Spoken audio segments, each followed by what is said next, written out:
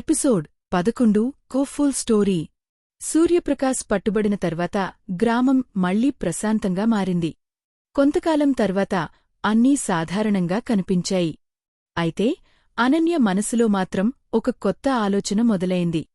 నేను కూడా నా జీవితంలో పెద్దదేదైనా చేయాలి అని ఆమె అనుకుంది. ఒకరోజు ఉదయం రాఘవ్ అనన్యను కలిశాడు.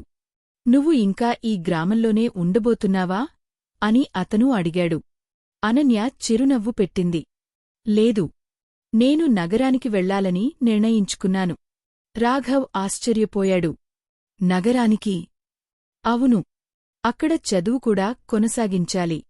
అలాగే నా జీవితానికి కొత్తదారి కూడా కావాలి. రాఘవ్ కొద్దిసేపు మౌనం పాటించాడు. అది మంచి నిర్ణయం. శ్రావణి కూడా ఈ విషయం విని చాలా సంతోషించింది. నువ్వు నగరానికి వెళ్తే చాలా అవకాశాలు వస్తాయి అని ఆమె చెప్పింది. కొన్ని రోజుల తర్వాత అనన్య నగరానికి వెళ్లే రోజు వచ్చింది.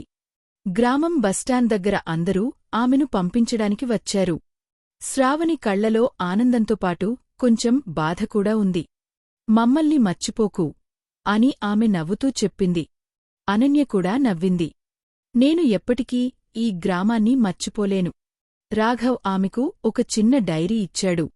ఇది నీకోసం. అనన్య ఆశ్చర్యపోయింది. ఇది ఎందుకు? నీ జీవితంలో జరిగే ముఖ్యమైన విషయాలను ఇందులో రాయు. ఒకరోజు ఇది ఒక గొప్ప కథ అవుతుంది. అనన్య ఆ డైరీ తీసుకుని చిరునవ్వు పెట్టింది. కొద్దిసేపటికి బస్ వచ్చింది. అనన్య బస్లో ఎక్కింది. బస్ నెమ్మదిగా గ్రామం నుండి బయలుదేరింది. కొత్త నగరం, కొత్త జీవితం, కొత్త సవాళ్లు. నగరానికి చేరుకున్న తర్వాత అనన్య చుట్టూ చూసింది. అక్కడ పెద్ద భవనాలు, ట్రాఫిక్, కొత్త ప్రపంచం. ఇది నా కొత్త ప్రయాణం అని ఆమె అనుకుంది. అప్పుడే ఆమె ఫోన్ మోగింది. అపరిచిత నంబర్. అనన్య కాల్ తీసుకుంది. ఆ స్వరం మళ్లీ వినిపించింది. నగరానికి స్వాగతం. అనన్య ఆశ్చర్యపోయింది. మీరు ఎవరు? ఆ స్వరం మెల్లగా నవ్వింది. నీ కథ ఇప్పుడే మొదలైంది. ఎపిసోడ్ 11 ముగిసింది.